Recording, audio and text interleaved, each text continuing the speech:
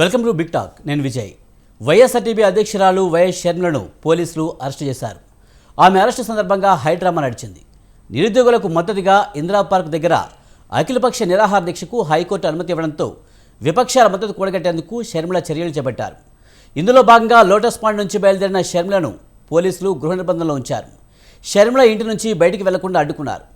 దీంతో ఆమె పోలీసులతో వాగ్వాదానికి దిగారు.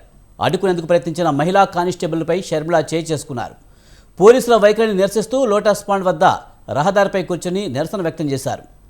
ఎందుకు గృహ నిర్బంధం చేస్తున్నారో చెప్పాలని డిమాండ్ చేశారు షర్మిల. అనంతరం పోలీసులపై చేయి చేసుకున్న కేసులో షర్మిలను అరెస్ట్ చేసి పోలీస్ స్టేషన్కు తరలించారు. సీన్లోకి వైఎస్ విజయమ్మ కూడా వచ్చారు. ఇది ఇవాల్టి బిగ్ టాక్.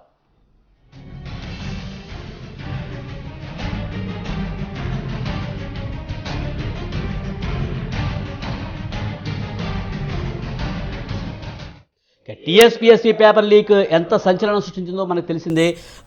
ఒకవైపు సీట్, మరొకవైపు ఈడీ దర్యాప్తు కొనసాగుతుంది. ప్రతిపక్షాలన్నీ కూడా బీఆర్ఎస్ వైపే చేతులు చూపిస్తున్న పరిస్థితి ఉంది. ఈ నేపథ్యంలో షర్మిల ఒక అడుగు ముందుకేసి సిబిఐ విచారణ జరపాలంటూ కూడా ఆమె డిమాండ్ చేస్తున్న పరిస్థితి. ఈ నేపథ్యంలో పేపర్ లీక్పై సిట్ అధికారులకు వినతిపత్రం ఇచ్చేందుకు వెళ్తున్న షర్మిలను అడ్డుకోవడం జరిగింది. దీంతో ఆమె పోలీసులపై చేయి చేసుకున్న పరిస్థితి కనిపించింది. ఆ తర్వాత వైఎస్ విజయమ్మ కూడా పోలీసులతో వాగ్వాదం జరిగిన సందర్భంలో చేయి చేసుకున్న పరిస్థితి అయితే మనం చూసాం.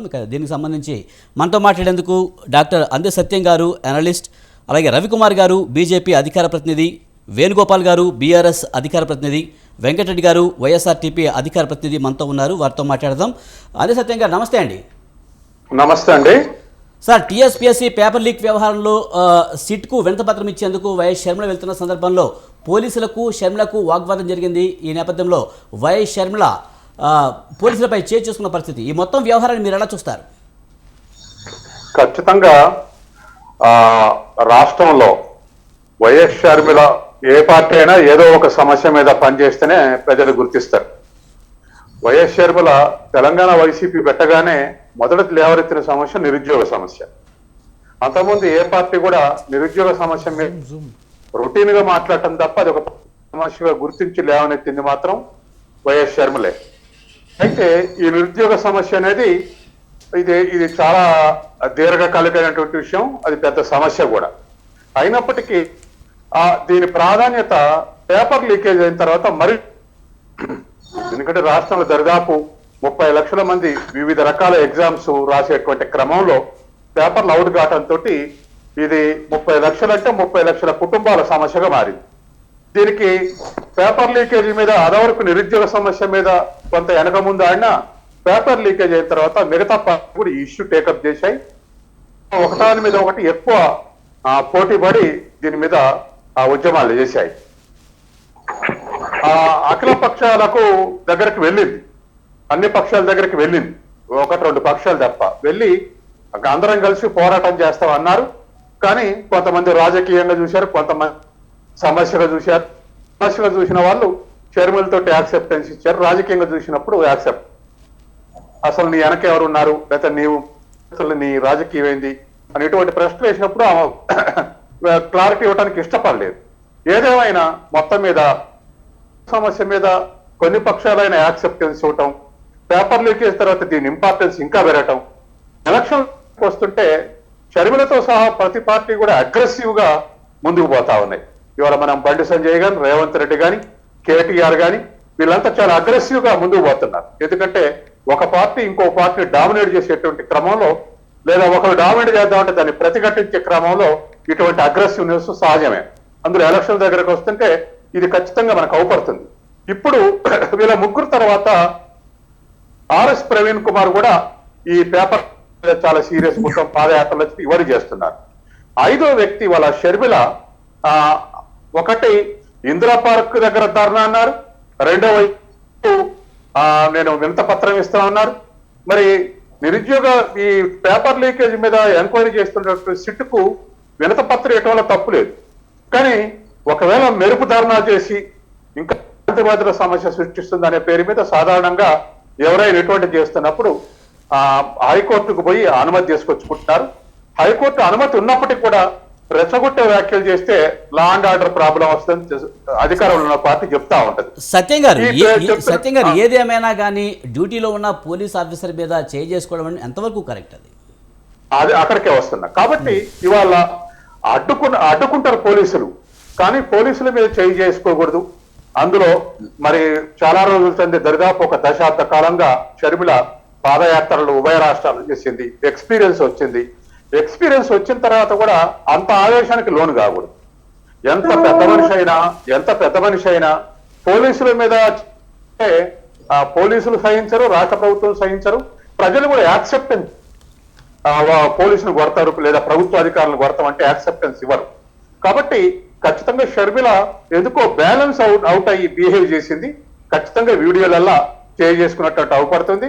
షర్మిలను అరెస్ట్ చేసిరని చెప్పేసి విజయ్ అగ్రెసివ్ గానే బిహేవియర్ ఉంది. చేసుకుంది అంటున్నారు, అవి ఖండించారు. కానీ ఏదేమైనా అగ్రెసివ్ ఉండొచ్చు, కానీ చేసుకోవడం చేసుకుంటే ఖచ్చితంగా 4 ప్రకారం కేసులు రిమాండ్ కు పంపొచ్చు కూడా. కాబట్టి ఆ పోలీస్ మీద చేసుకోవటం మాత్రం కరెక్ట్ కాదు. రైట్. రవికుమార్ గారు, మీరు ఎలా చూస్తారు? ముఖ్యంగా టీఎస్పీఎస్సీ వ్యవహారం ఎంత గందరగోళం సృష్టించిందో మీకు అందరికీ వస్తుంది. ప్రతిపక్షాలన్నీ కూడా ఏకతాటిపైకి వస్తున్న క్రమంలో వైఎస్ షర్మిల ఈరోజు జరిగిన ఘటనను మీరు ఎలా చూస్తారు? ముందుగా స్వతంత్ర ప్రేక్షకులందరికీ కూడా నమస్తే, గుడ్ ఈవినింగ్. ఇప్పుడు బీజేపీ పార్టీ ఎన్నో రోజులుగా దాదాపు 2 సంవత్సరాల పైగా 3 సంవత్సరాల పైగా ఈ బీఆర్ఎస్ ప్రభుత్వం చేస్తున్నటువంటి అన్యాయాలు అక్రమాలకు వ్యతిరేకంగా పోరాడుతూ ముందుకెళ్తూ ఉంది. ప్రభుత్వం చేస్తున్నటువంటి ఈ యొక్క పనులన్నిటినీ కూడా బీజేపీ ఎండగడుతూ ఉంది. ఇప్పటికే ప్రభుత్వం పైన వ్యతిరేకతతో తెలంగాణ ప్రజలందరూ కూడా బీజేపీకి సపోర్ట్ చేయాలని చెప్పేసి నిర్ణయించుకొని ఉన్నారు. ఇటువంటి సమయంలో బీజేపీ ఏదైతే పనులు చేస్తుందో ఆ పనులని డైవర్ట్ చేసే విధంగా, అంటే నిన్న అమిత్ షా గారి మీటింగ్ అయిందండి. అమిత్ షా గారి మీటింగ్లో చాలా అద్భుతమైన రెస్పాన్స్ వచ్చింది. ఇంత అద్భుతమైన రెస్పాన్స్ వచ్చిన తర్వాత ఈ యొక్క బీజేపీ పైన అయితే ప్రజల దృష్టి మళ్ళిందో దాన్ని డైవర్ట్ చేయడానికి షర్మిల గారు ఇవన్నీ చేస్తున్నట్టుగా అనిపించింది తప్ప అక్కడ అంత ఓవర్ యాక్టింగ్ చేయాల్సిన అవసరం లేదు. ఆమెకి పోలీసులపైన చేసుకోవాల్సిన అవసరం లేదు, పోలీసులపైన నెట్టాల్సిన అవసరం కూడా లేదు.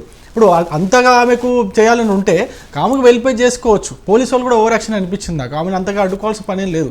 కాకపోతే ఒక విషయం మాత్రం క్లియర్గా అర్థమవుతుంది ఏంటంటే, ఈ ప్రభుత్వ వ్యతిరేక ఓటు ఏదైతే ఉందో, ప్రభుత్వ వ్యతిరేక ఓటుని చీల్చడం ద్వారా బీఆర్ఎస్ పార్టీకి మళ్ళీ లాభం చేకూర్చాలని ఒక ఉద్దేశంతో చేస్తున్నట్టుగానే అనిపిస్తుంది తప్ప వేరే ఉద్దేశం ఏం లేదు. ఇప్పుడు షర్మిల కావచ్చు, ఆయన ఇంకొక ఆయన బీఎస్పీ అయినా కావచ్చు, కాంగ్రెస్ కావచ్చు, ఇంకెవరైనా మరి ఎవరైనా కావచ్చు, వీళ్ళందరూ కూడా చేస్తున్న పని ఏంటంటే బీజేపీ పైన ప్రజల దృష్టిని మరల్చి ప్రభుత్వ వ్యతిరేక ఓటును చీల్చి మళ్ళీ బీఆర్ఎస్కే సపోర్ట్ చేసే విధంగా వీళ్ళ తీరుంది, పార్టీల తీరుంది, పార్టీ చీఫ్ల తీరుంది తప్ప వేరే ఏం లేదు.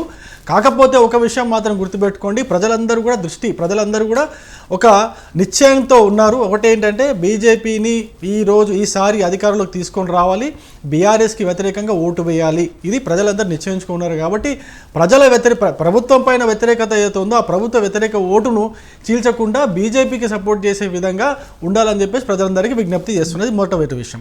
రెండో విషయం ఏంటంటే, టీఎస్పీఎస్సీ పేపర్ లీక్ విషయంలో మేము మన వరంగల్లో నిరుద్యోగ మార్చ్ చేసినాం. అది గ్రాండ్ సక్సెస్ అయింది. దాని తర్వాత అమిత్ షా గారి సభ అయింది. దాని తర్వాత ఒక్కరోజు గ్యాప్లో రేపు మళ్ళీ మాది నిరుద్యోగ మార్చ్ ఉందండి. మహబూబ్ నగర్లో నిరుద్యోగ మార్చ్ చేస్తున్నాం. ప్రతి ఉమ్మడి 10 జిల్లాల్లో నిరుద్యోగ మార్చ్ చేయాలని చెప్పేసి పార్టీ నిశ్చయించుకుంది. ప్రజలందరూ కూడా స్వచ్ఛందంగా మాకు వచ్చి సపోర్ట్ చేస్తున్నారు. ఎక్కడ కూడా ఏ డిస్టిక్లో కూడా ఎక్కడ కూడా ప్రతి ఒక్క విద్యార్థి కావచ్చు, నిరుద్యోగులు కావచ్చు, ఉద్యోగులు కావచ్చు, మేము ఎవరిని కూడా పిలవట్లేదు. వాళ్ళే స్వచ్ఛందంగా వచ్చి మాకు మద్దతు తెలుపుతున్నారు. ఇటువంటి సమయంలో ఈ యొక్క నిరుద్యోగ మార్చిని కావచ్చు, లేకపోతే నిరుద్యోగులందరూ కూడా ఏ విధంగా అయితే వాళ్ళ ఆక్రోశాన్ని వెళ్ళగక్కుతున్నారో దాన్ని డైవర్ట్ చేయడానికి ఇదంతా యాక్టింగ్ లాగా ఉంది తప్ప వేరే ఇంకేం లేదు. ఒకటి మాత్రం నిజం చెప్తున్నాను, షర్మిల గారు, మీరు మీ యొక్క చేష్టల వల్ల బీఆర్ఎస్ పార్టీకి మీరు మంచి చేస్తున్నారు తప్ప బీఆర్ఎస్ పార్టీని మీరు కాపాడుతున్నారు తప్ప ప్రభుత్వ వ్యతిరేక ఓటుని చీల్చి బీఆర్ఎస్ పార్టీకి సపోర్ట్ చేస్తున్నారు తప్ప వేరే ఏమీ లేదు. మనతో పాటు వెంకటరెడ్డి గారు, వైఎస్ఆర్టీపీ అధికార ప్రతినిధి ఉన్నారు, ఆయనతో కూడా మాట్లాడదాం. వెంకటరెడ్డి గారు నమస్తే అండి. నమస్తే సార్. ఈరోజు వైఎస్ షర్మిల పోలీస్ ఆఫీసర్ మీద చేసుకోవడం, అలాగే ఇదంతా డైవర్షన్ పాలిటిక్స్ ఏమీ లేదు, అది అమిత్ షా సభను కానీ లేకపోతే బీజేపీ చేస్తున్న కార్యక్రమాలకు ప్రజల్లోకి వెళ్ళనివ్వకుండా ఇది ఒక డైవర్షన్ పాలిటిక్స్ అని బీజేపీ నాయకులు అంటున్నారు. మీరు ఎలా చూస్తారు? సార్ మొదలు ప్యానెల్ ఉన్నటువంటి వాళ్ళందరికీ నమస్కారం.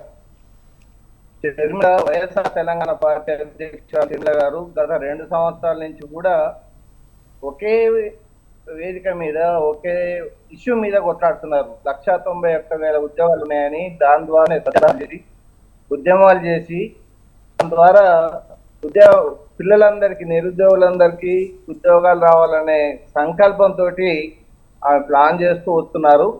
తీరా మేము చేసినటువంటి నిరాహార దీక్షలు దాదాపు 35 మంగళవారాలు నిరుద్యోగ దీక్ష చేసింది సార్. చేసిన తర్వాత వినబడుతుందా సార్? వినిపిస్తుంది, చెప్పండి. 35 వారాలు మంగళవారాలు నిరుద్యోగ చేసి దీక్షలు చేసిన తర్వాత ఒక నోటిఫికేషన్ ఇస్తున్నట్టు 80,000 పోస్టులు ఉన్నట్టు నోటిఫై చేస్తున్నట్టుగా ముఖ్యమంత్రి గారు ప్రకటించారు. ఆ ప్రకటన వచ్చిన తర్వాత కొన్ని నోటిఫికేషన్స్ వేసిన తర్వాత ఏదో రకంగా ఎగ్జామ్స్ కండక్ట్ చేసి అందులో ఉన్నటువంటి వ్యక్తులే వాటిని లీక్ చేసి ఈ రోజు దాదాపు 30 లక్షల మంది విద్యార్థుల్ని రోడ్ల పాలు చేసినటువంటి ప్రభుత్వం ఏదైనా ఉంది అంటే ఈ కేసీఆర్ ప్రభుత్వం.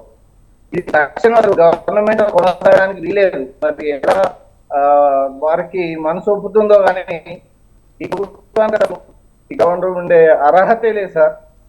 అయినప్పటికీ కూడా ఈ రోజు కూడా దానికి ఏదో కంటితోడు కూడా సిట్ అనేది వేశారు. ఆ సిట్ లో భాగంగా వైఎస్ షర్మిల గారు అసలు ప్రతిరోజు కేసీఆర్ కానీ వెంకటరెడ్డి గారు ఏదేమైనా కానీ సమస్యలపై పోరాటం చేస్తున్నారు.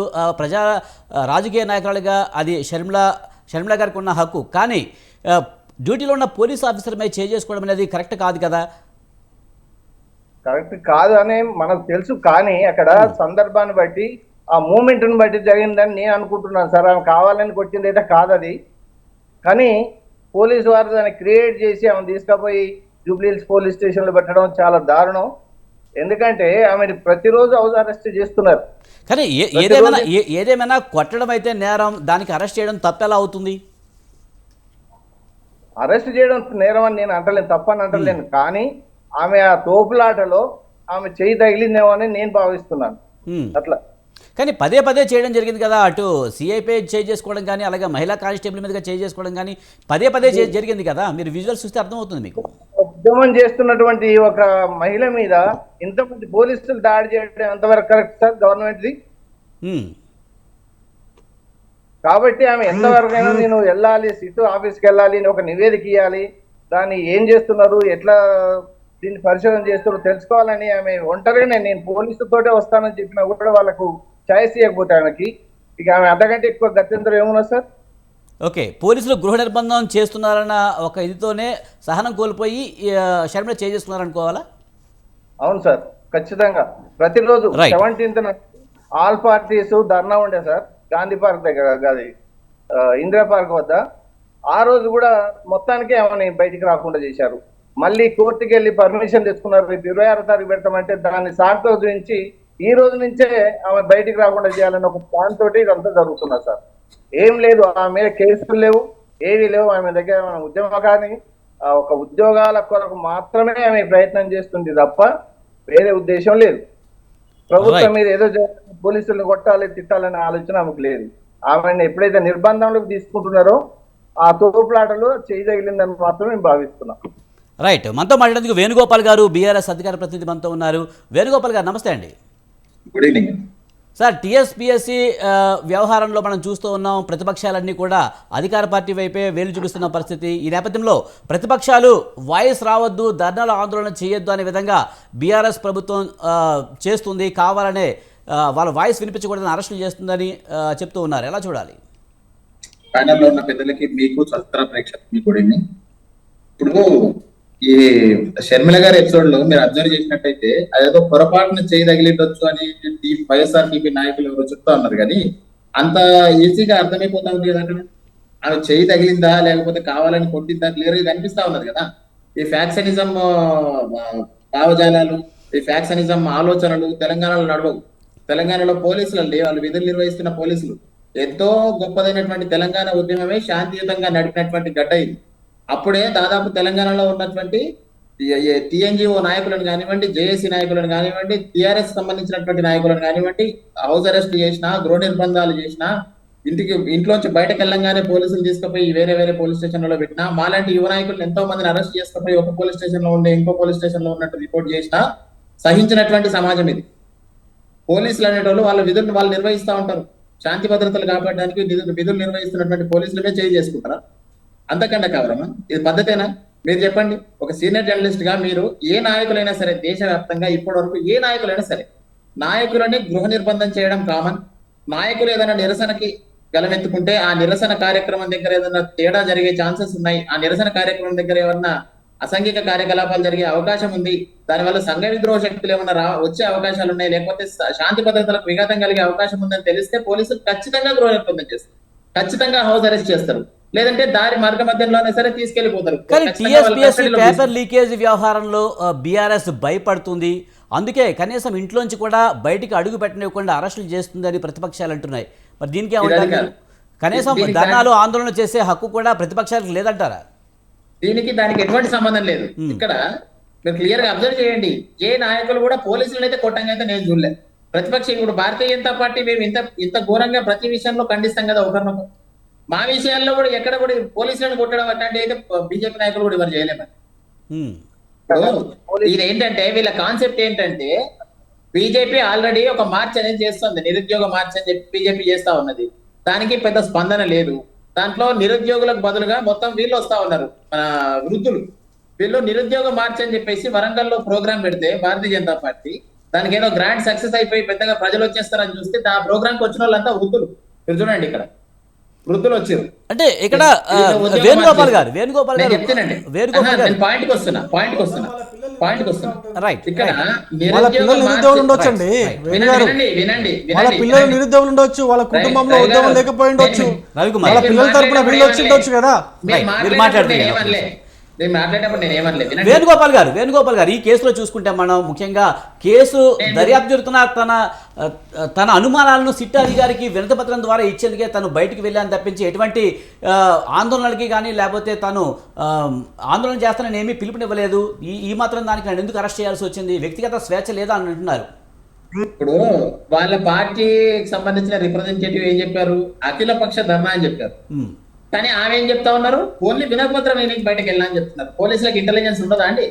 ఆమె ఏ కార్యక్రమం కోసం బయటకు వెళ్ళింది, దానివల్ల శాంతి భద్రతలకు విఘాతం కలిగే ఛాన్స్ ఉందా లేదా తెలియదా పోలీసులకు? తెలంగాణ పోలీసులు ఎంత అప్రమత్తంగా ఉంటే దేశానికి ఇతర సమస్యలు వచ్చినా సరే ఇక్కడ పట్టుకొని సెంట్రల్ ఎన్ఐఏకి అప్పగించిన కేసు ఛేదించారు కదా. తెలంగాణ పోలీసులకు 13 సార్లు అవార్డు ఇచ్చింది కదా కేంద్ర ప్రభుత్వం. ఎందుకు ఇచ్చింది? ఇట్లాంటివి ముందే పసిగడతారు కాబట్టి.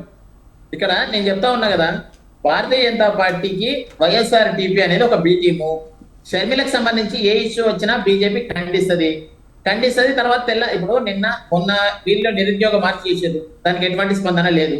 ఆ తర్వాత నిన్న అమిత్ షా గారు వచ్చారు. అమిత్ షా గారు వచ్చి తెలంగాణకి ఏం చేసారో చెప్పడం తప్ప మిగిలినవన్నీ మాట్లాడిపోయింది. వాళ్ళు రెగ్యులర్ గా యాజ్ యూజువల్ గా ఎలా అయితే బీజేపీ నాయకుల స్పీచ్ ఓవైసీ టాపిక్ రాకుండా, హిందూ ముస్లిం టాపిక్ రాకుండా, దేవుడి టాపిక్ రాకుండా ఎట్లయితే కంప్లీట్ అవ్వదో ఆ సబ్జెక్ట్ అంతా తీసుకొచ్చి మాట్లాడారు తప్ప తెలంగాణ రాష్ట్రానికి మేము ఏం చేసినాం అనేది అమిత్ షా గారు ఎక్కడ అది కూడా ఫెయిల్ అయింది. కాబట్టి ఈ రోజు వాళ్ళ బి టీమ్ తోని ఈ కార్యక్రమానికి తెరలేరు. 100% షర్మిల బీజేపీకి బి టీమ్.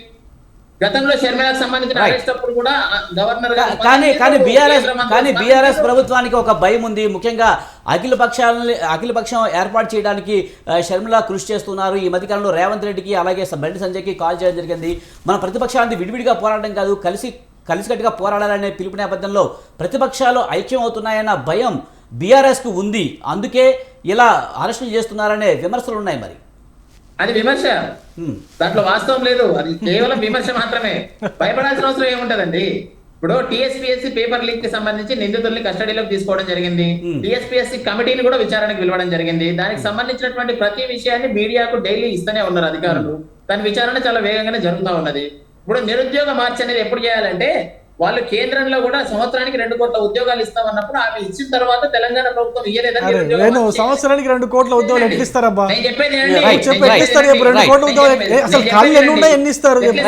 రవికుమార్ గారు ఉద్యోగస్తులు Right. ఉండేదే ఒక విషయం అండి. Right, రైట్ ఇది మనం చాలా మాట్లాడదాం. objectionable. ఇప్పుడు మనం తీసుకుంటా ఖచ్చితంగా రవికుమార్ గారు ఎట్లా ఇస్తారో చెప్తా. రైట్ ఎట్లీస్ట్ ఇప్పుడు వారు సింగిల్ గా మాట్లాడి నన్ను ఇంటరప్ట్ చేయడం చాలా తప్పు. Right. ఇది సంస్కారం Right. వేణుగోపాల్ గారు చెప్పండి.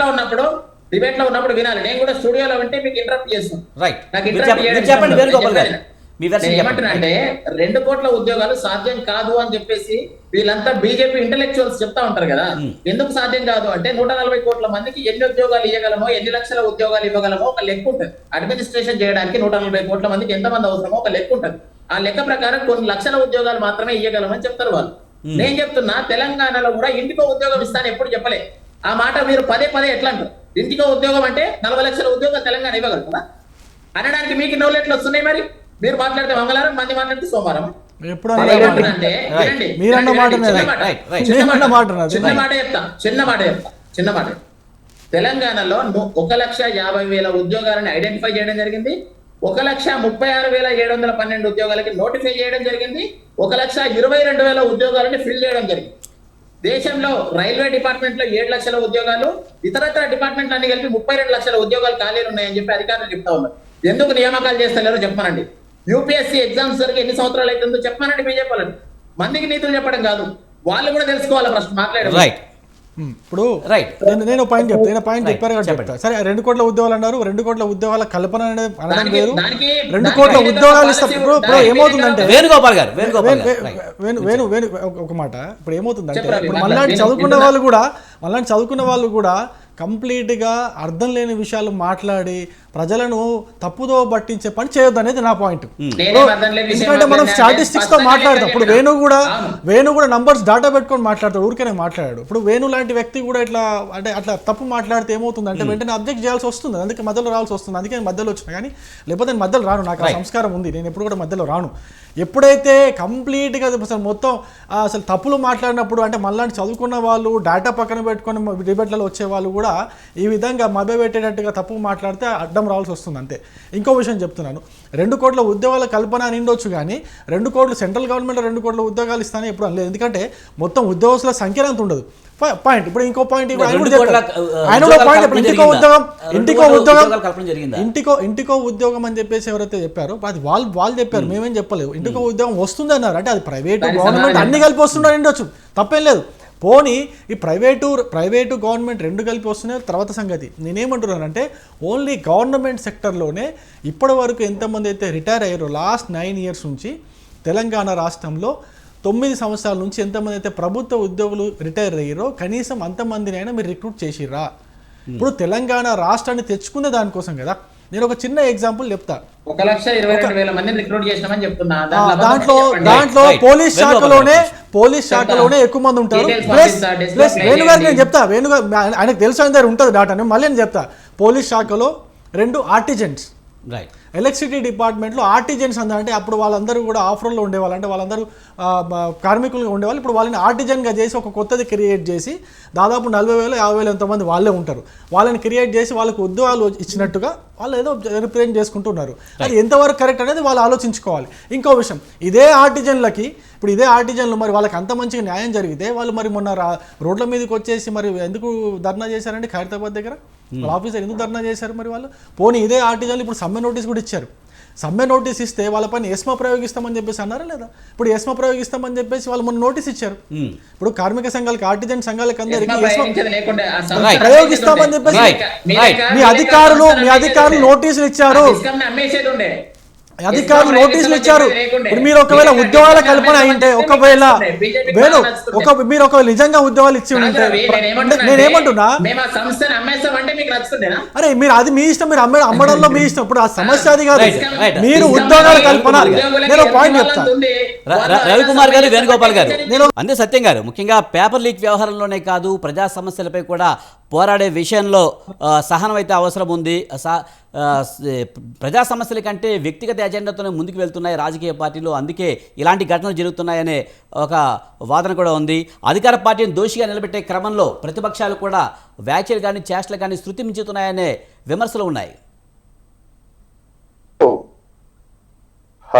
అగ్రెసివ్ గా బిహేవ్ చేస్తే ఈ హీరోగా ప్రొజెక్ట్ కావటం, అలా ప్రొజెక్షన్ కావాలని చెప్పేసి అగ్రనాయకులు ఉండటం, ఇవన్నీ కూడా వాళ్ళకు వ్యక్తిగతంగా వాళ్ళకు లాభం, వాళ్ళకి ఎక్స్పోజర్ రావచ్చు, కానీ ప్రజలకు మాత్రం నష్టం. ప్రజల యొక్క సమస్య మీద చర్చ జరగకుండా నువ్వెంతంటే నువ్వెంత అనుకొని కోట్లు ముట్టి అంటే నీ కోట్లు, ఇదే చర్చ జరుగుతూ ఉంటే ప్రజా సమస్యల మీద నష్టం జరుగుతుంది. కాబట్టి ఈ అగ్రెసివ్నెస్ కానీ ఈ వ్యక్తిగత ఆరోపణలు కానీ గతంలో రాజకీయాల్లో ఉన్నట్టు శాసనసభలో రాజకీయాలు ఉన్నప్పుడు సుందరయ్య, వెంకయ్య నాయుడు, ఓంకారు, రాఘవరెడ్డి, రాజేశ్వరరావు, విద్యాసాగర్ ఇటువంటి వాళ్ళు వీళ్ళందరూ మనం ఇట్లా చూడలే. నువ్వెంతంటే నువ్వెంత అన్న పదాలు చూడలే, నువ్వు తిన్నావు అంటే పదాలు కూడా చూడలే. పైగా వాళ్ళు గారు అని సంబోధిస్తూనే అనేక స్కాండల్స్, గవర్నమెంట్ లో చేసినటువంటి స్కాండల్స్ బయట పెడితే చాలా మంది మంత్రులు రాజీనామా చేయాల్సి వచ్చింది. అవేమి చేయకుండా కేవలం నువ్వెంత అనుకోవటం, తర్వాత ఇండివిజువల్ ప్రొజెక్షన్ చేసుకోవటం, ఇదే ఇవాళ నడుస్తున్నది. ఇలా నడుస్తూ ఉంటే వాళ్ళకు ప్రాచుర్యం కూడా మీడియాలో వెలిపించడంతో వాళ్ళు కూడా ఇదే కరెక్ట్ అనుకుంటున్నారు. ఇది మన దుస్థితి. వెంకయ్య నాయుడు నిన్న కూడా అన్నాడు, వీళ్ళని వెలివేయాలి, ఇటువంటి మాటలు మాట్లాడే వాళ్ళని వెలివేయాలని చెప్పేసి ఆయన అన్ని పార్టీల నాయకులకు చెప్పారు. కాబట్టి ఇది ప్రజా సమస్యలకు ప్రజలకు ఇదొక అంశం. రెండవది, షర్మిల అగ్రెసివ్ గానే బిహేవ్ చేయండి. మనం 50 సంవత్సరాల నుంచి చూస్తున్నాం. బల్లు స్వరాజ్యం ఎప్పుడన్నా కానిస్టేబుల్ని కొట్టిందా? సంజయ్ కొట్టిందా? విమలక్క కొట్టిందా? లేకపోతే కొట్టిందా? లేదా ఇతర ఇంకా రాజకీయ పార్టీ నాయకులు, కేంద్రంలో ఉన్నటువంటి నాయకురాళ్ళు చాలా మంది ఉన్నారు, ఇంతకన్నా పెద్ద పెద్ద ఉద్యమాలు చేసిన వాళ్ళు. అంగన్వాడీల మీద గుర్రాలతో తెక్కిస్తే కూడా వాళ్ళు ఎదురుదాడి చేయలేదు, నిరసన తెలిపారు తప్ప ఎదురుదాడి. కాబట్టి అడ్డం రాగానే చేపమించి కొడతామంటే అది కుదరని అంశం, ఇది కరెక్ట్ కాదు. కాబట్టి ఆవేశంలో కొట్టింది, ఆవేశంలో చేయదగిలింది అనటం కరెక్ట్.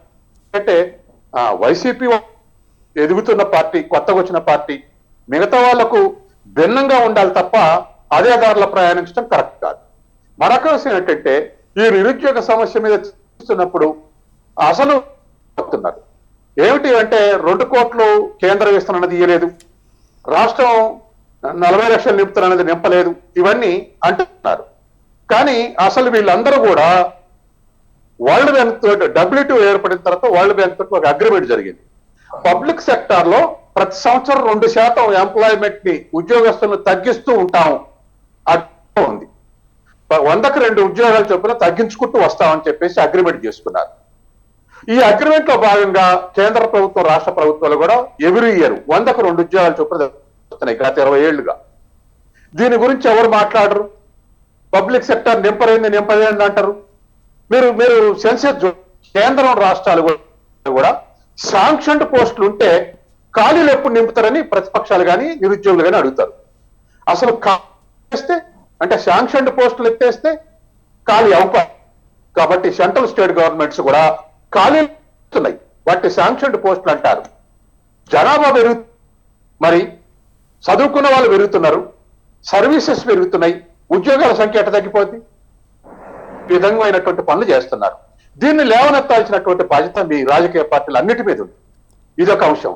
రెండోది, ఎన్ని కోట్లు నింపారు, ఎన్ని లక్షలు మీ లెక్కలతో సంబంధం లేదు. ఎకనామిక్స్ డైలీ మింట్ పేపర్ ఇచ్చినటువంటిది ఏమిటంటే, చైనాలో 4 అంటే ఇండియాలో 7.9% నిరుద్యోగం అంటున్నారు. అంటే దాదాపు China highly populated country, India highly populated country. China వ్యవసాయక దేశమే, భారత్ వ్యవసాయక దేశమే. కానీ అక్కడ 4.4% నిరుద్యోగం ఉంటే ఇక్కడ 7.9%, అంటే ఆల్మోస్ట్ 8% రెట్టింపు నిరుద్యోగం ఉంది. ఎందుకుంది ఈ నిరుద్యోగం అని ప్రశ్నించరే? ఎందుకు ప్రశ్నించుకోరు? ఇలా నిరుద్యోగం ఎందుకుంది? మోడీ 2 కోట్లు ఇస్తానన్నా, లేదా రాష్ట్ర ప్రభుత్వాలు 40 లక్షలు ఇస్తామన్నా, ఇలా ఎందుకుంది? డబల్ నిరుద్యోగం ఎందుకుంది అంటే వ్యూహాల్లో తప్పులు ఉన్నాయి. మనసు రాసేటువంటి ఆర్థిక వ్యూహాలు తప్పు. ఆ తప్పులు లేకపోతే మళ్ళీ నాకు ఒక గంట పడుతుంది, నేను వాటి జోలికి పోలే, వాటి ఎక్స్ప్లెనేషన్స్. కానీ ఈ విషయాన్ని చర్చకు తీసుకురారేంది? ఈ విషయం ఎందుకు చర్చించట్లేదు? ఈ విషయాలు చర్చించకుండా ఒకరినొకరు తిట్టుకోవటం, ఒకరినొకరు విమర్శించుకోవటం, ఈ ఈ ఈ విధానాల్ని పక్కకు నెట్టేసి అమలు చేద్దాం అనేటువంటి స్ఫూర్తి ఎందుకు? అది ఏ రాజకీయ పార్టీ అయినా. మరి మీరు నిజంగా చదువుకున్న వాళ్ళకు ఉద్యోగం అటువంటి పాలసీస్ అమలు చేస్తే ప్రైవేట్ అయినా గవర్నమెంట్ అయినా ఉద్యోగాలు రైజ్ అవుతాయి కదా, గ్రోత్ అవుతుంది కదా. మరి ఇటువంటి వ్యూహాలు ఎందుకు? తర్వాత ఇవాళ మనం చూస్తా ఉన్నాం కదా, ఇప్పుడు సంపద పంపిణీ 1% చేతుల కేంద్రీకృతం అవుతున్నప్పుడు అందరూ ఎంప్లాయ్మెంట్ వస్తాయి, అందరూ అభివృద్ధిలో ఇన్క్లూజివ్ గ్రోత్ అన్నాం, ఇన్క్లూజివ్ డెవలప్మెంట్ అన్నాం. అందరి భాగస్వామ్యం ఉంటేనే ఈ దేశం ఉంటుందా? నిరుద్యోగ సమస్య పెరిగితే దాన్ని పరిష్కరించకపోతే అది అభ్యంతరం వల్లే ఉంటుంది. 69 తెలంగాణ అయిపోతే నక్సలైట్ ఉద్యమం వచ్చింది. ఇంకా చాలా దేశాల్లో మనం ఇప్పుడు చెప్పలేం కానీ ఈ టైంలో అనేకమైనటువంటి నిరుద్యోగుల అసంతృప్తితోటి వేరే ఉద్యమాలు చేరిపోయారు. ఇది పెద్ద నష్టం జరుగుతుంది. ఈ బాధ్యత ఎవరి మీద ఉంది? రాజకీయ పార్టీల మీద ఉంది. కాబట్టి దీన్ని పాజిటివ్ గా ఆలోచించి మీరు ఈ డిబేట్ లో సూచనలు చేస్తే మంచిది. అది నా రిక్వెస్ట్. రైట్. వెంకటరెడ్డి గారు, ముఖ్యంగా షర్మిలను బయటికి రాకుండా చేయడంతోనే సహనం కోల్పోయి ఆమె చేసుకున్నారని చెప్తున్నారు. కానీ వైఎస్ విజయమ్మ సైతం అదే ధోరణులతో ఆడడం ఎలా చూడాలి? ముఖ్యంగా ఒక సీఎం భార్యగా ఉన్నారు, ప్రస్తుతం ఏపీ సీఎం తల్లి కూడా ఈ రాజకీయ పరిజ్ఞానం ఉంది. అయినప్పటికీ కూడా ఎందుకు ఆమె కూడా సహనం కోల్పోయి చేశారు? వైఎస్ షర్మిలది అయితే ఏదో పొరపాటు జరిగింది అనుకోవచ్చు.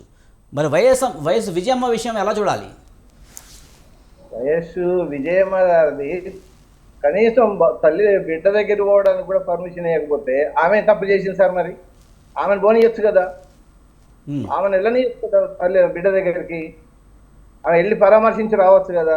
ఆమెను కూడా పోకుండా ఇంట్లో నుంచే ఉండడం, ఇంట్లో ఉంచడం అనేది ఎంత ఘోరమైన పని. ఏదేమైనా షర్మిల చేసిన తప్పే మళ్ళీ తల్లిగా ఆమె కూడా అదే తప్పు చేయడం ఎంతవరకు కరెక్ట్? అవి తోపులాటలు జరిగినాయని మా పార్టీ భావిస్తుంది సార్. కానీ వాంటెల్లి కొట్టిన అయితే కావు, ఆమె కొట్టింది కాదు, వీళ్ళు కొట్టింది కాదు. సరే, ప్యానెల్లో ఉన్నటువంటి సభ్యులందరూ అలా భావిస్తున్నారు. కానీ అది నాకు తెలిసి అయితే తోపులాటలో జరిగినటువంటి ఒక్క కానిస్టేబుల్ మాత్రం, ఎస్ఐలో కానిస్టేబుల్. కానీ ఇదంతా మీడియా ముఖంగానే జరిగింది కదా, అన్ని మీడియాలోనూ వస్తుంది కదా. ఇది పొరపాటున జరిగిందని ఎలా చెప్పగలుగుతాం మనం? ఉదయం నుంచి ఆమెని బయట కూర్చోబెట్టి ఎటు కదలకుండా మొత్తం గెరావు చేసి పెట్టి ఆమె ఎంత సహనాన్ని కోల్పోయి ఉండాలి సార్. ఏమన్నా ఆలోచించండి ఒకసారి. ఇంకోటి సార్, ఇప్పుడు 61 ఏళ్ళు రాష్ట్ర ప్రభుత్వ ఉద్యోగులకు చేయమన్నారు. ఎవరు చేయమన్నారు సార్? అది ఎవరైనా అడిగారా ఉద్యోగస్తులు? అట్లా చేసారు. ఈ నిరుద్యోగం అంటే ఇప్పుడు ఎందుకు పెరిగిపోయింది సార్? వాళ్ళతో పెరిగిపోయింది. అది వాళ్ళతో పెరిగిపోయింది కదా. వాళ్ళకి కనుక 58 సంవత్సరాలు అయినా కానీ వాళ్ళని పంపిస్తే ఆ ప్లేస్లలో ఎంతో మంది నిరుద్యోగులు రిక్రూట్ అయ్యేవాళ్ళు. ఆ రిక్రూట్మెంట్ లేకుండా ఇప్పుడు యువత మొత్తం రోడ్ల మీద తిరిగి ప్రతి ఊరికి బెల్ట్ షాపులు పెట్టి తాగండి, పడుకోండి, కావండి అని వాళ్ళ మానాన్ని వాళ్ళని వదిలేస్తే ఈ యువత ఎక్కడ పోతుంది సార్? 30-40 లక్షల మంది ఇవాళ రోడ్ల మీద తిరుగుతా ఉన్నారు. వాళ్ళ బాధలు ఎవరికి చెప్పుకోవాలి?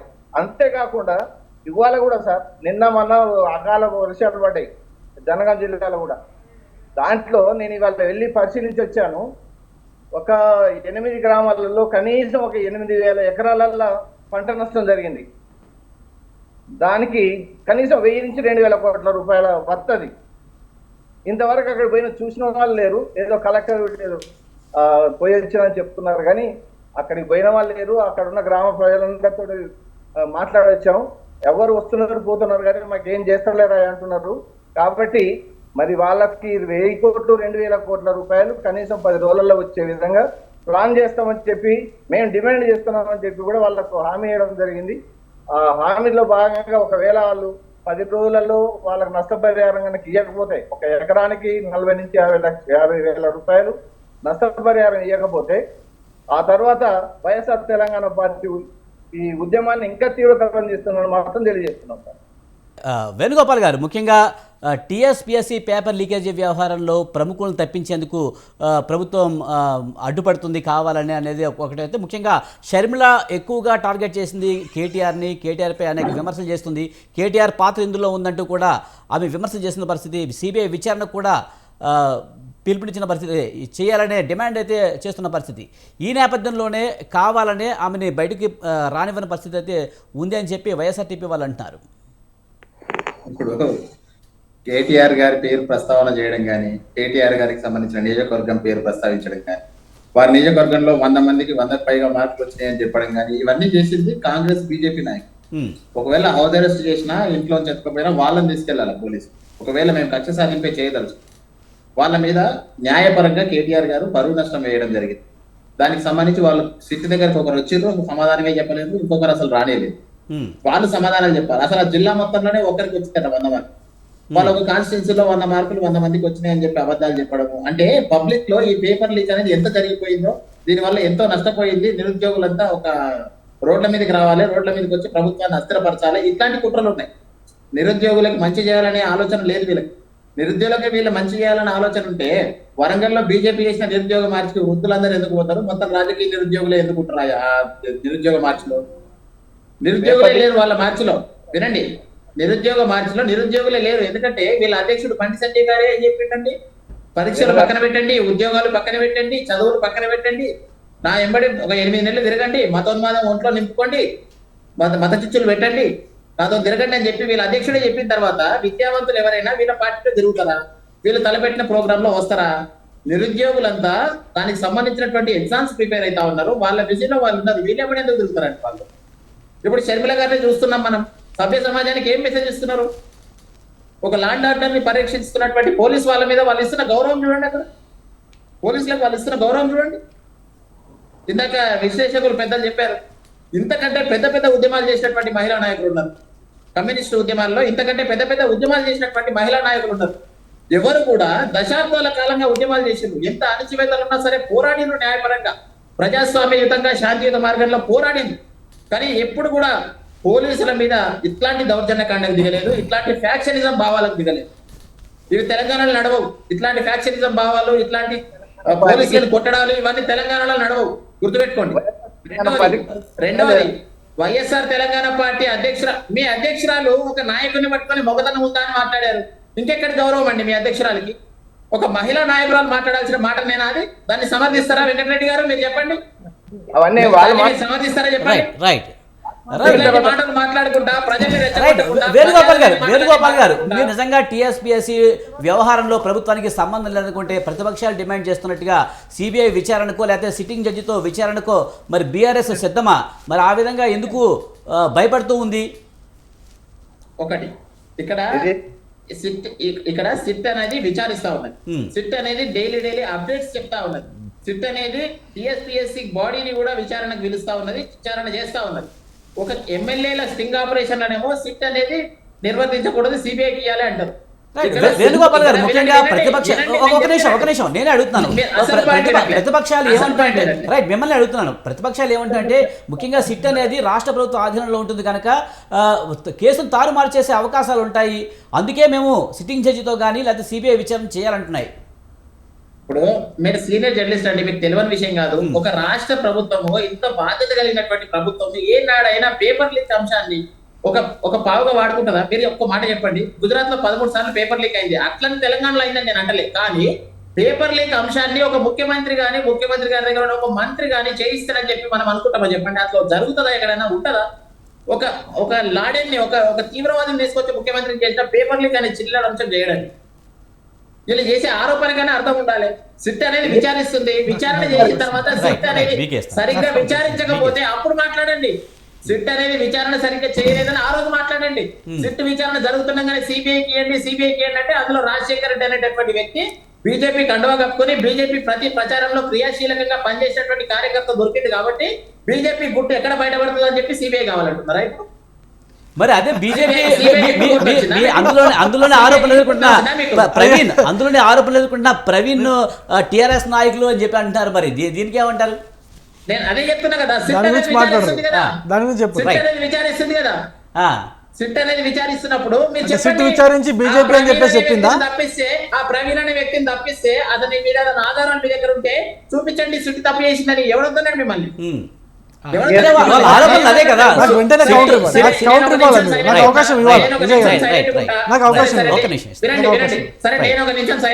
బీజేపీ రాజశేఖర రెడ్డి గురించి రవి గారిని నేను మాట్లాడతాను. ఇప్పుడు ఇదే వేణు గారు ప్రవీణ్ గురించి మాట్లాడిన వెంటనే సిట్ ఏమన్నా కన్ఫర్మ్ చేసిందా అన్నట్టుగా, సిట్ ఏమన్నా ప్రవీణ్ బీఆర్ఎస్ నాయకుడు బీఆర్ఎస్ కార్యకర్తను కన్ఫర్మ్ చేసిందా అని అడుగుతున్నాడు ఆయన. మరి జనార్దన్ రెడ్డిని సిట్ ఏమన్నా కన్ఫర్మ్ చేసిందా బీజేపీ నాయకుడు ఇప్పుడు అన్నారు. ఇప్పుడు ప్రవీణ్ జనార్దన్ రెడ్డి దర్యాప్తు చేస్తుంది, దర్యాప్తులో ఎవరేంటనే తెలుస్తుంది అంటే ప్రవీణ్ బీఆర్ఎస్ నాయకుడా అంటే ఇప్పుడు దర్యాప్తు చేస్తుంది, సిట్ దర్యాప్తు చేస్తుంది, ప్రవీణ్ అనే వ్యక్తి బీఆర్ఎస్ కార్యకర్తన లేదా చెప్తుంది అన్నట్టుగా వేణుగోపాల్ గారు చెప్పారు. మరి జనార్దన్ గురించి బీజేపీ అని చెప్పి పలుకుతున్నారు మీరు. సిట్ ఏమన్నా చెప్పిందా? సిట్ ఏమన్నా కన్ఫర్మ్ చేసిందా జనార్దన్ బీజేపీ అని చెప్పేసి? లేదు కదా. ఇదో విషయం. ఇంకో విషయం, ఇప్పుడు టీఎస్పీఎస్సీ పేపర్ లీక్ గురించి మాట్లాడారు. టీఎస్పీఎస్సీ పేపర్ లీక్ గురించి మాట్లాడుతూ గుజరాత్ లో 13 సార్లు అయిందని చెప్పి చెప్పారు. అయ్యా వేణుగారు గుర్తుపెట్టుకోండి, దానికి ఆయన చెప్పడం జరిగింది, అలా ఈ విధంగా అయిందని చెప్పట్లేదు అంటూనే నేను ఒక విషయం చెప్తా వినండి. ఏ రాష్ట్రంలో కూడా అర్థమైంది ఒకటే మాట చెప్తున్నా. ఏ రాష్ట్రంలో కూడా దేశం మొత్తం మీద పేపర్ లీకులు జరిగిండొచ్చు, కానీ 30 మంది ఇంటర్ విద్యార్థులు ఏ రాష్ట్రంలో కూడా ఆత్మహత్య చేసుకోలేదు. ఇది రికార్డు, తెలంగాణ రికార్డు. ఇది గుర్తుపెట్టుకోండి. ఇది ఇంకో విషయం చెప్తా, కంటిన్యూగా వేణుగారు వినే ఓపిక ఉండాలా, తట్టుకునే శక్తి కూడా ఉండాలా. 32 మంది ఇంటర్ విద్యార్థులు ఏ రాష్ట్రంలో కూడా ఆత్మహత్య చేసుకోలేదు, ఎక్కడ కూడా ఆత్మహత్య చేసుకోలేదు. వినండి, అట్లాంటి విషయాలు చాలా ఉన్నాయి. ఆర్టీసీ కార్మికుల గురించి మాట్లాడితే అక్కడ కూడా ఆత్మహత్య చేసుకున్నారండి. అంటే మీరు ఉద్యోగులను విద్యార్థులను ఆత్మహత్య చేసుకున్నా కుదరట్లేదు. మీరు ఆగాల మాట్లాడేటప్పుడు మీరు ఓపికతో వినాలా.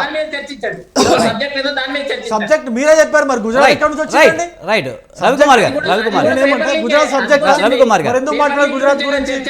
ఇప్పుడు మరి ఇంటర్ విద్యార్థులు ఆత్మహత్య చేసుకుంటే అబద్ధమా? వేణు చెప్పాలి. ఇంటర్ విద్యార్థులు ఆత్మహత్య ఇదే వ్యవహారంలో టీఎస్పీఎస్సీ పేపర్ లీకేజ్ వ్యవహారంలో ప్రభుత్వం చేస్తుందని గొంతు చింపుకుంటూ ఉన్న పరిస్థితి అయితే బీజేపీ చేస్తుంది. కానీ same time 10th paper leakage కేసులో బండి సంజయ్ మీద ఆరోపణలు వచ్చాయి కదా, మరి దీనికి ఏమంటారు? 10th పేపర్ అనేది మాస్ కాపింగ్ అని చెప్పేసి చెప్పండి. 10th పేపర్ లీక్ కి సంబంధించి ఏ వ్యక్తి అయితే ఆ పేపర్ ని ఫార్వర్డ్ చేసిండో ఆ వ్యక్తిని బయటకు జైలు నుంచి రాగానే బీజేపీ అధికార ప్రతినిధి పోయి శాలువా కప్పి సన్మానం చేస్తాడు. బాగా లీక్ చేసినావు, బాగా బదనాం చేసినావు. రైట్ వేణుగోపాల్ గారు దానికి సమాధానం చెప్తారు. సమాధానం చెప్తా. ఇప్పుడు మీ ప్రవీణ్ గురించి మరి మాట్లాడాల్సి వస్తుంది మళ్ళీ. నేను ఇప్పుడు ప్రవీణ్ మరి మీరు టీఎస్టీఎస్ లో పనిచేయలేదా? మీ జనార్దన్ టీఎస్టీఎస్ చైర్మన్ అక్కడ నుంచి టీఎస్టీఎస్ నుంచి తను టీఎస్పీఎస్ లో వేయలేదా? టీఎస్టీఎస్ నుంచి టీఎస్పీఎస్ లో ఆయన ప్రవీణ్ ని వేయలేదా? అంటే మీ టీఎస్టీఎస్ జనార్దన్ రెడ్డితో సంబంధం లేదు మీరు చెప్పాలి, జగన్మోహన్ తో సంబంధం లేదు చెప్పాలి. ఇప్పుడు అవన్నీ కాదు, ఇప్పుడు మీరు చూపించేది ఏదో వేరు అట్లా చెప్తే కరెక్ట్ కాదు. నేను ఒక విషయం చెప్తానండి విజయ్ గారు, ఒక పాయింట్ మిస్ అవుతుంది. టీఎస్పీఎస్సీ సిట్టు విచారణ వేసిన తర్వాత సిట్టు విచారణలో ఏదైతే అప్డేట్ ఇచ్చిందో లేటెస్ట్ అప్డేట్ ఏంటంటే ఒకే గ్రామం నుంచి ఒకే గ్రామమో మండలమో అక్కడ 100 మందికి పైగా 100 మార్కులకు పైగా వచ్చినాయి. ఆ మండలం నుంచి ఎవరైతే అటెండ్ అయ్యారో వాళ్ళందరికీ కూడా 100 మార్కులు పైన మార్కులు వచ్చాయి అని చెప్పేసి సిట్ ఇచ్చిన రిపోర్టు. ఈరోజు న్యూస్ కన్ఫర్మ్ చేసుకోమని చెప్పండి, నేను అబద్ధం చెప్తే. ఇప్పుడు మరి మేము చెప్పాము ఒక జిల్లా నుంచి 100 మార్కులు ఎక్కువగా వచ్చాయని, 100 మార్కులు ఉన్న అభ్యర్థులు ఎక్కువ మంది ఉన్నారని చెప్పేసి ఒకే జిల్లా నుంచి అని చెప్పాము. అది నిజం. అది సిట్ ఈరోజు రిపోర్ట్ ఇచ్చింది. సిట్ ఇచ్చిన రిపోర్టే ఆ ఊర్లో వాళ్ళందరినీ విచారిస్తుంది సిట్. మీ సిట్ ఇచ్చిన రిపోర్టేనండి, మేము ఇచ్చింది కాదు అది. అందులో మీకు ఇంకో విషయం చెప్తా, మళ్ళీ చెప్తున్నా నేను. 10th class paper mass copying అయితే జరిగిందో ఆ మాస్ కాపీయింగ్లో మీ యొక్క విద్య, మీ యొక్క ప్రిన్సిపల్, మీ యొక్క డిఓ, మీ యొక్క వ్యవస్థ, మీరు వ్యవస్థని కరెక్ట్ నడపలేక మీ యొక్క వైఫల్యం అది. పేపర్ లీక్ అనేది కూడా మీ వైఫల్యం. వ్యవస్థలను నడపడం. బండి సంజయ్ పై దీంట్లో ఎందుకు ఆరోపణలు వచ్చాయి? నేనేమంటున్నానంటే బండి సంజయ్ ఆరోపణ అండి. విజయ్ గారు మీరు మనసు పైన చేయబెట్టుకొని చెప్పండి. బండి సంజయ్ గారి వాట్సాప్ లో పేపర్ వస్తే ఇప్పుడు ఈయన లీక్ చేయించినట్ట, ఈయన మాస్ కాపీయింగ్ చేయించినట్ట ఇప్పుడు నాకు ఎన్నో వస్తాయి వాట్సాప్ లో. ఇప్పుడు మరి వేణు పైన పోయిందండి ఫోను పోయింది. మీకు విషయం చెప్తాను వినండి. అదే పేపర్ లీకేజ్ విషయంలో పోలీసులు అర్ధరాత్రి 12ంటికి బండి సంజయ్ గారు ఇంటికి వచ్చి అరెస్ట్ చేస్తామన్నప్పుడు బండి సంజయ్ గారు ఓపికగా ఎందుకు అరెస్ట్ చేస్తున్నారని అడిగారు. కానీ ఈరోజు షర్మిల లెక్క ఆయన చేసుకోలేదు. బీజేపీ కార్యకర్తలు అక్కడ ఎంతో మంది కొన్ని వందల దానికి మంది రైట్, కార్యకర్తలు ఉండే చేయి చేసుకోవాలంటే ఒక్క నిమిషంగా చేయి చేసుకునే వాళ్ళు చేయి చేసుకోలేదు.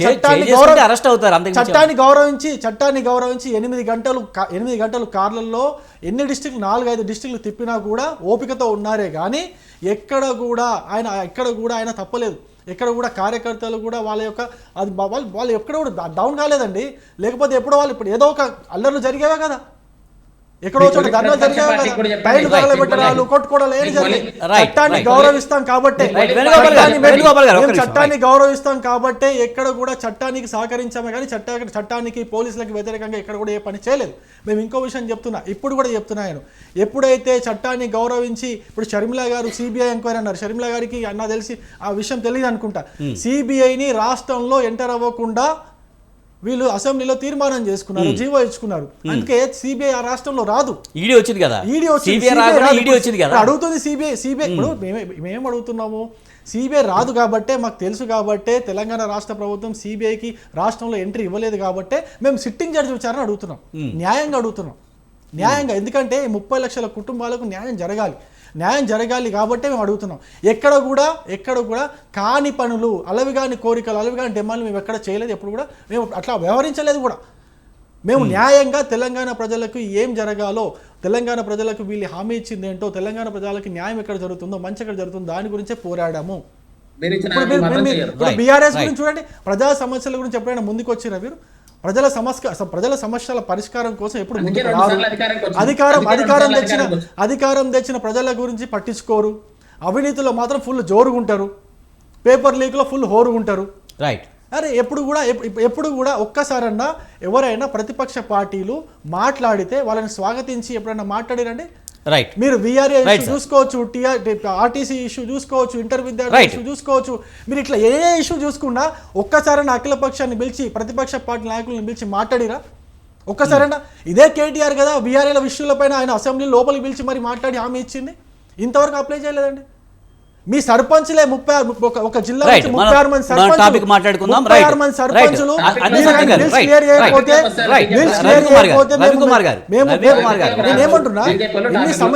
ఎన్ని సమస్యలు పెట్టుకొని ఏ మొహం పెట్టుకొని మాట్లాడతారండి? రైట్. అదే సత్యం గారు, ముఖ్యంగా పేపర్ లీకేజీ కేసులో ప్రభుత్వం కావాలనే ప్రతిపక్షాలను మాట్లాడకుండా చేస్తుంది. అందులో భాగంగా అరెస్టులని మీరు అనుకుంటున్నారా? ఖచ్చితంగా అండి. ప్రభుత్వం పేపర్ లీకేజ్ అయినప్పుడు నిరుద్యోగుల 30 లక్షల కుటుంబాల అసంతృప్తి వచ్చింది నిజం. దానికి అకౌంటబుల్ ప్రభుత్వమే. జనార్దన్ రెడ్డి మంచోడు నాకు తెలుసు. తర్వాత ఆయన ఇద్దరిని అప్లై చేస్తానంటే గ్రూప్ 1కు చేయొద్దు అన్నాడు. తర్వాత మేనల్లుడు చేస్తామంటే నేను రిజైన్ చేస్తాను, నువ్వు అప్లై చేస్తా అని చెప్పేసి ఆయన కూడా చేయలేదు. కానీ ఆయన వ్యక్తిగత ఆదర్శం కరెక్ట్ కావచ్చు, కానీ ఆయన మానిటరింగ్ కరెక్ట్ కాదు. అంటే ఆయన కింద పనిచేసే ఈ అవకాశాలు అందిపుచ్చుకొని రాష్ట్ర వ్యాప్తంగా ఉన్నటువంటి యూత్ ని ఇంత ఇబ్బంది పెట్టినటువంటి సంఘటన జరిగితే ఆయన ఏం చేసి ఉంటే అనేది ప్రశ్న వస్తుంది. అకౌంటబుల్ అయినప్పుడు ఖచ్చితంగా ఆయన అపాయింట్ చేసినటువంటి స్టేట్ గవర్నమెంట్ కూడా అకౌంటబులే. కాబట్టి ఇది ఖచ్చితంగా రాంగ్ మానిటరింగ్ తోటి ఇటువంటి ఇన్సిడెంట్ జరిగినాయి. ప్రవీణ కరెక్టా ఇవి వస్తూనే ఉంటాయి. ఈ రోజు పొలిటిసైజ్ కాకుండా ఉన్నటువంటి ఇష్యూ లేదు, ప్రతి ఇష్యూసైజ్ అవుతాయి. రాజశేఖర రెడ్డి మేవోడు అంటే ప్రవీణ్ మేవోడు అంటున్నారు.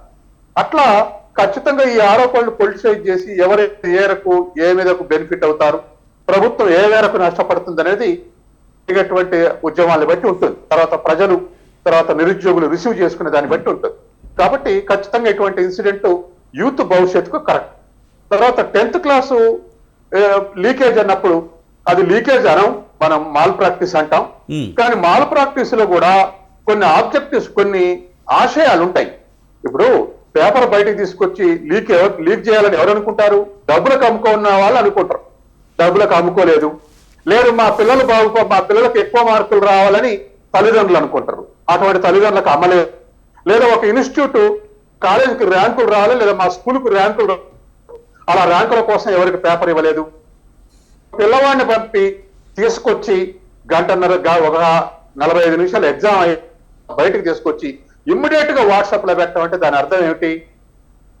మాల్ ప్రాక్టీస్ కు లేదా లీకేజ్ కు ఆబ్జెక్టివ్స్ నేను చెప్పినాయి, అదేమీ లేకుండా తీసుకొచ్చి వాట్సాప్ లో పెట్ట ఖచ్చితంగా అది ప్రభుత్వాన్ని బదనాం చేయడానికి చేసినటువంటి సంఘటన. Right. ఇది ఖాయం. రైట్. అది ఎవరికి సంబంధం ఉంది, ఎవరి తేరాలి. ఇటు కాదు కదా. ఇవాళ దరిదాపు 10th క్లాస్ విద్యార్థులు పరీక్షలు రాస్తున్నారు. వాళ్ళ భవిష్యత్తు దెబ్బతిన్న, కానీ పాలిటిక్స్ లో గెలవాలనుకోవటం కరెక్ట్ కాదు కదా. రైట్ సత్యం గారు. తర్వాత రైట్. టైం అవుతుంది సార్. Okay, thank you. పెట్టుకుంటే థ్యాంక్ యూ అందే సత్యం గారు, అలాగే టెన్షనే. రైట్ రవికుమార్ గారు, వేణుగోపాల్ గారు, అలాగే వెంకటరెడ్డి గారు, థ్యాంక్ యూ వెరీ మచ్ అండి డిబేట్లో పాల్గొన్నందుకు. ఇది వాటి బిగ్ టాక్. చూస్తూనే ఉండండి స్వతంత్ర.